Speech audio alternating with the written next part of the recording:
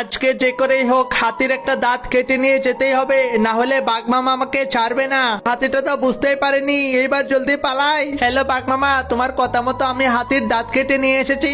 এবার তুমি আমার জন্য 10 লাখ টাকা নিয়ে এসো, তারপর আমি ব্যবস্থা করছি। আরে কি, আমার একটা দাঁত কোথায় গেল? নিশ্চয়ই ওই বদমাশ বিড়ালটা আমার দাঁত কেটে নিয়ে পালিয়ে গিয়েছে। দাঁড়া বিড়ালের বাচ্চা, তোকে শেষ করার জন্য আমি আসছি। বাঘ মামার কথা মতো হাতির দাঁতটাকে দিয়ে বাঘের একটা মূর্তি তৈরি করি। যাই যাই, জলদি গিয়ে দেখি, বিড়ালটা মনে হয় হাতির দাঁত দিয়ে আমার মূর্তি তৈরি করে ফেলেছে। বাঘ মামা, এই যে দেখো তোমার মুখের মূর্তি, একদম তোমার মতোই করে এঁকে দিয়েছি।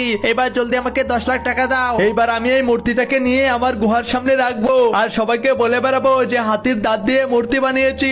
ওই বাঘের বাচ্চা, তুই আমার দাঁত কেটে নিয়ে সেই দাঁত দিয়ে তোর মূর্তি বানিয়েছিস, তোকে তো আজকে আমি এখানে শেষ করে দেব।